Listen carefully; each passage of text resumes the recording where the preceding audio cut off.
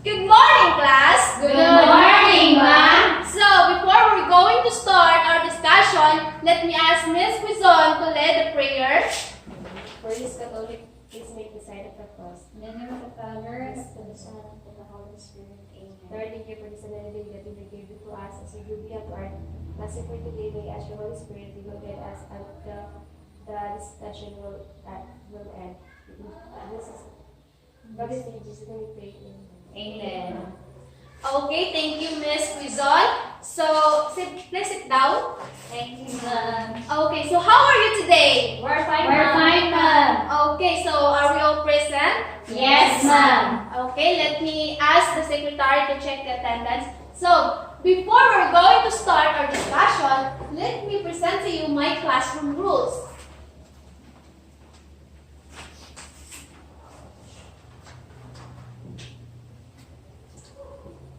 Please read the classroom rules. Be polite and kind to others. Raise your right hand if you want to answer. Respect your teacher and classmates. Don't use your gadgets during class hours. Okay, thank you, class. So now, I have here a sentence.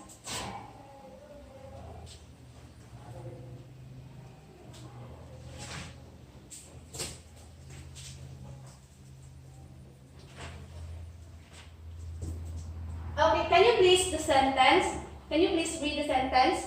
Martha and her sisters are traveling to Martha and sister's uncle's house for vacation. And Martha and her sister's uncle are going to go Martha and her sister's uncle's favorite dinner. So what did you observe from the sentence? Ma'am, Okay, Miss Juliet. as I have observed in the sentence, ma'am, there are a repetition between the noun, which is Martha, her sister, and also the uncles. Okay, what we're going to do to avoid the repetitions of the noun? Okay, Miss Quizon. Replace the noun in the pronoun. Okay, so for example, in the name of Martha, what noun or pronoun are we going to replace? She. Okay, thank you. So, can you please read the sentence that replaced with a pronoun? She and her sister are traveled to their uncle's house for vacation and is going to cook their favorite dinner. Okay, so from the second sentence, did you observe that it is most understandable, right? Yes, ma'am. Okay, so do you have any idea what our next topic this morning? Yes, ma'am. Okay, can you please stand up, Miss Quizon? For my own opinion, our topic, I think our topic for today is about pronoun. Okay, absolutely. Okay, so now our topic this morning is all about pronoun. Now, I'm going to present to you my objective in this lesson. So, can you please read the objective, class? At the end of the lesson, the students can identify the pronoun used in the sentence, construct sentences with the correct pronoun, differentiate the types of pronoun. Okay, thank you. So, I have here a list of sentences. All you need to do is to choose the correct pronoun to complete the sentence. So, may I ask Ms. Jeremy to read the first sentence and answer it? Samuel is in my class.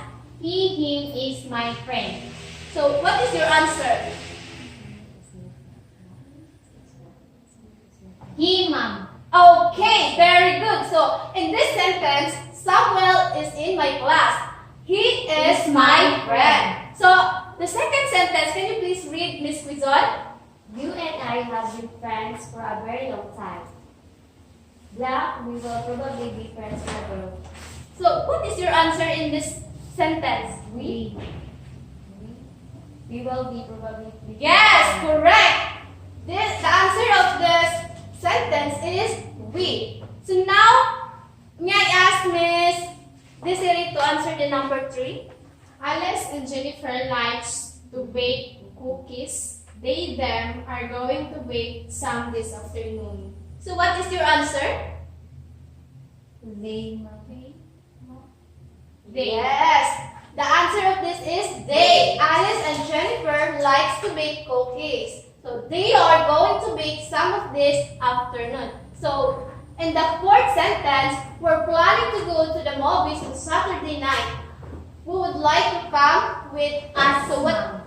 Okay, it is us. So then the last sentence is the television and the stereo are not working correctly. My dad asked man to repair. Them, mom. Yes, it is them. So now,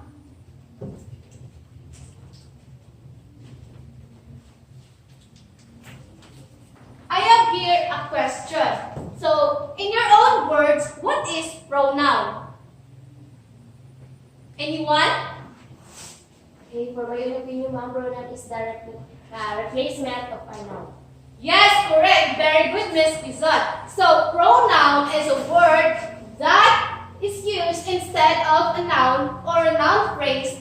Pronouns refers to either a noun that has already been mentioned or to a noun that does not need to be named specifically. So, it can be used to replace one of these nouns if you did not want to use the specific noun or, for example, the name of a person. So, for instance, she is a pronoun that could be used to take to replace the girl.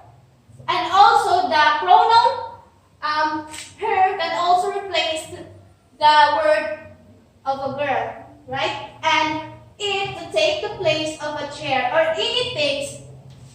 So when a pronoun is used in a place of a noun, it must match the number, point of view, and gender of a noun it is replacing. So for example, we cannot use any of the noun if the pronoun is not replacing or not refers to the specific noun. So we're going to choose the right or the appropriate pronoun in order to replace the noun. So next.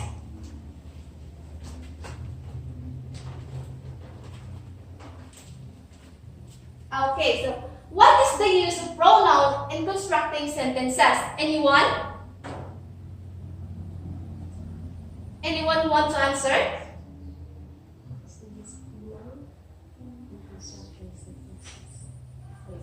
Okay, let me.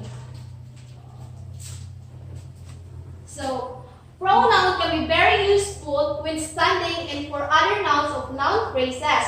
They make sentences less repetitive by eliminating the need to repeat the same nouns over and over again. However, they are only useful if the reader always knows what word the pronoun is replacing the pronoun's antecedents. So, for example, if we're going to change the noun, we need to think first what is the perfect pronoun to replace that noun. So, we're not going to use any because it makes your sentence wrong or repetitive. So, we're going to think what is the best pronoun to replace the noun. And now, let's move on to the types of pronoun.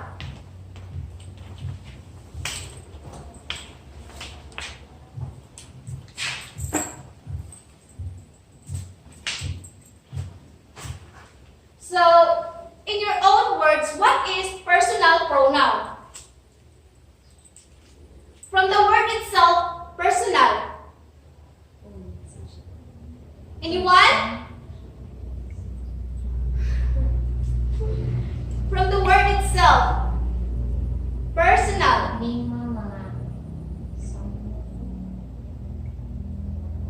Okay. Personal pronoun, it refers to yourself. To yourself, to your own. So, a personal pronoun is a short word we use as a simple substitute for the proper name for a person. Each of the English personal pronouns shows as the grammatical person, gender, number, and case of the noun it replaces. So, for example, it is I, you, he, she, it, we, they, me, him, her, us, and them are all personal pronouns. So, in personal pronoun, there are two types of personal pronouns. So, first,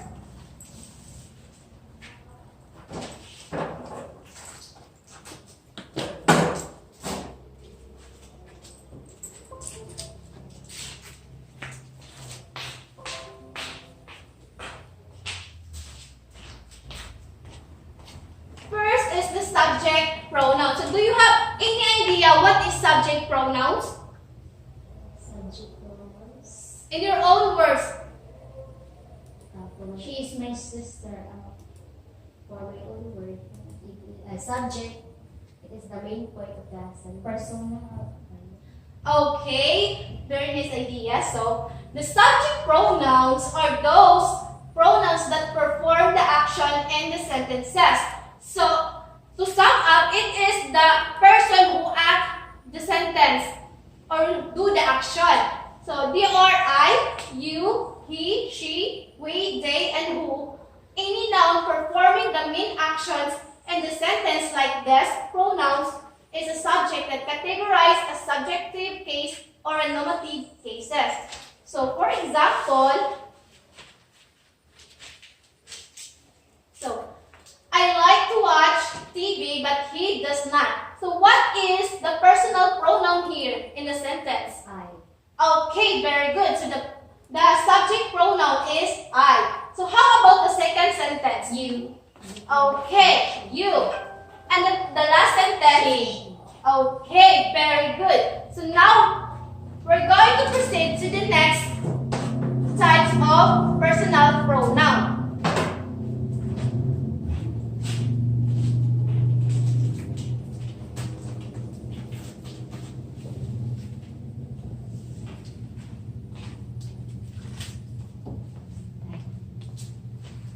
So, it is the object pronoun. So, the object pronouns are those pronouns that precede the action in a sentence. They are me, you, him, her, us, them, and who. Any noun receiving an action in the sentence, like these pronouns, is an object and categorized as objective case. You wouldn't ever use a subject noun after giving here. So, for example,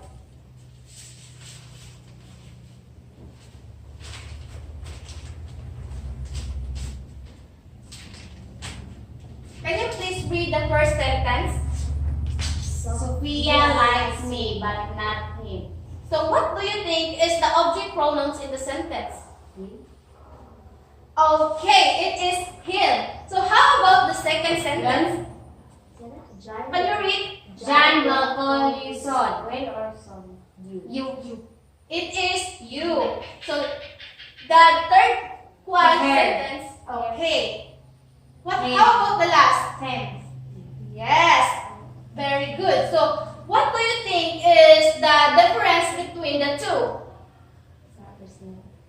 Yes, between the two, the subject pronouns and the object pronouns. Like personal attention. The one who action in the sentence. Yes. Then the object pronoun or the person who received the action. Yes, very good, Miss Lizon. So the subject pronoun is a pronoun that or a person who do the action or act the action in the sentence. While the object pronoun is a person who received the action. For example, in the text messages, there are the sender and the receiver. So the subject pronoun is the sender and the object pronoun is the receiver. So now let's move on to the next types of pronoun.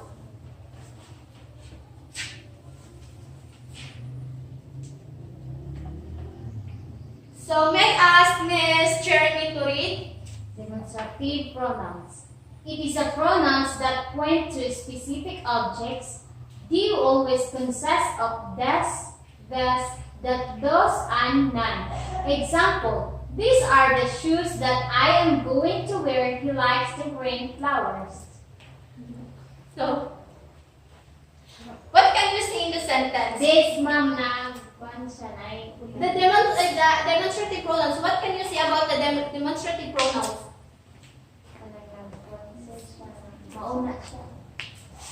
Okay, so the demonstrative pronouns is a pronouns that point to specific objects. So for example, these are the shoes that I am going to wear. So in this pronouns, they specify the shoes that the person is going to wear. So now let's move on to the relative pronouns. So may I ask Ms. Desiree to read? Relative pronouns, a pronoun that makes a relative clause. It serves the purpose of conjoining modifying information about an antecedent, referent. Relative pronouns are who, whom, which, whose, and that. They refer back to people or things previously mentioned. Example, the woman who called yesterday wants to buy the house. Who? She is an artist whose work I really admire. Whose? Okay, so what can you say about the relative pronouns?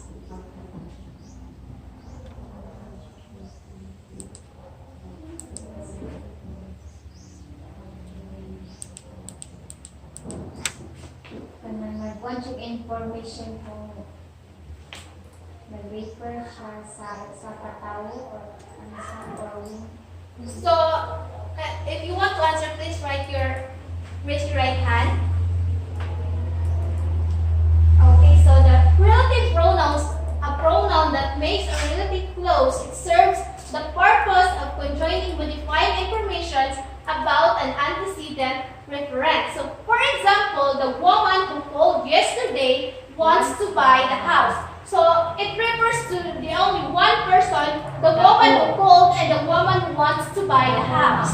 So, in the second sentence, so she is an artist whose works I really admire. So, it refers only to the one single person who is the person that is an artist and the person he or she really admired. So now let's move on to reciprocal pronouns. May I ask Ms. Bizon? Reciprocal pronouns, a pronoun which is used to indicate that two or more people are carrying out an action. Example, Terry and Jack were talking to each other in the hallway. Next, we give each other gifts during the holidays. Okay, so do you have any idea what is reciprocal pronouns? It is ma'am. Okay, so a pronoun which is used to indicate that two or more people are carrying out an action. So in this sentence, Terry and Jack were talking to each other in the hallway. So the noun here is Terry and Jack who act the same action in one single time. Nag-provide siya ng Yes. information. And also, we give each other gifts during the holidays. So, it refers to two or more person who give gifts during the holidays. So, the reciprocal pronoun, so it indicates two or more people who act the same action and the same time. So, the next is indefinite pronouns. So, okay, Miss Jeremy. Indefinite pronouns, it is a pronoun that refers to a person or thing without being a specific, all, any, nobody, everyone, each, some, many, and etc. For example, nobody attended the meeting, and everyone was smiling. Okay, so indefinite pronouns, it is a pronoun that refers to a person or thing without being specific. So in the first sentence, nobody attended the meeting. So in this sentence,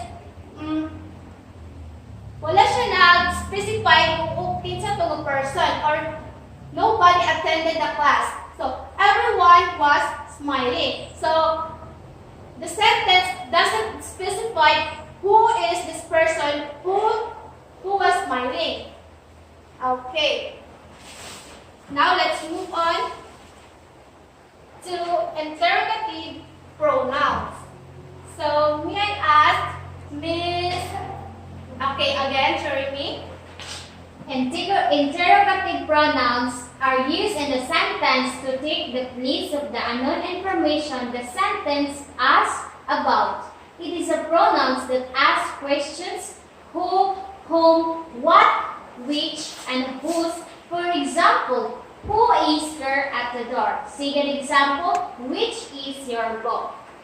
Okay, so there is a similar between the interrogative pronouns and the indefinite pronouns because it doesn't specify to a person. So interrogative pronouns are used in a sentence to take the place of the unknown information the sentence asks about. So for example, who is there at the door?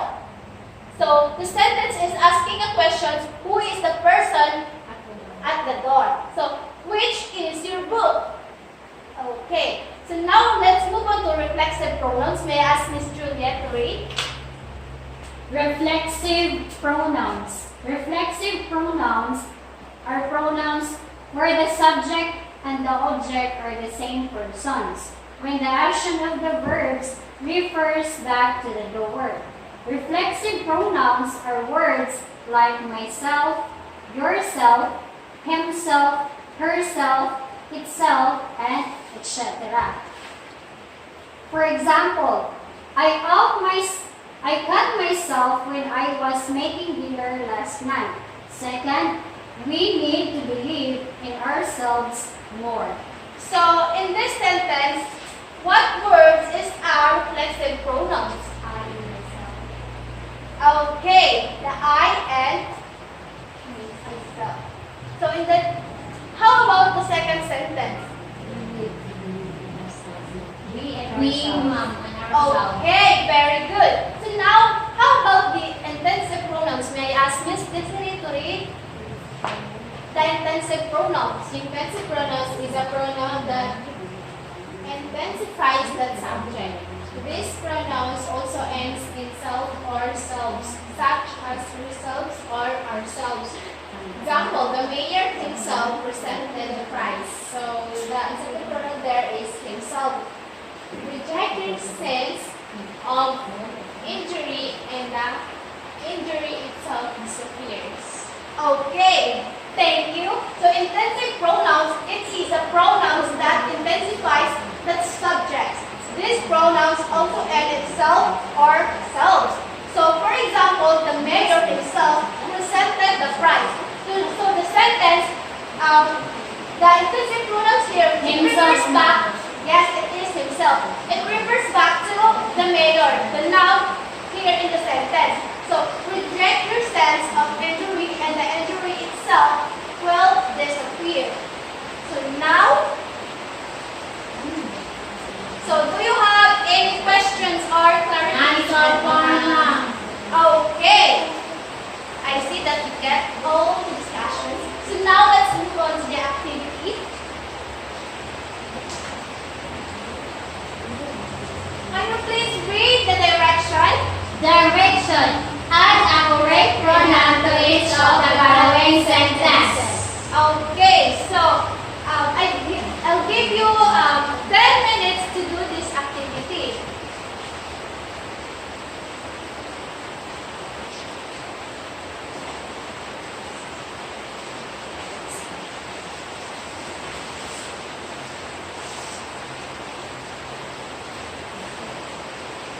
So are you done?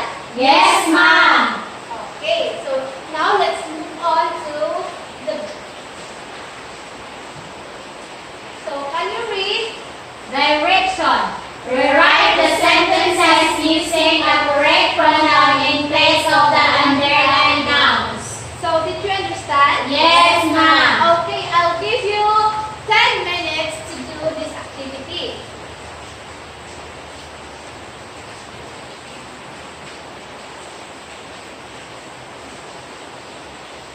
So, are you done? Yes, ma'am. Okay, we're going to the next activity. So, it is construct me. So, direction, construct at least 2 sentences in each type of pronouns, which is the personal pronoun here and so on. Did you get? Yes, ma'am. Okay, very good.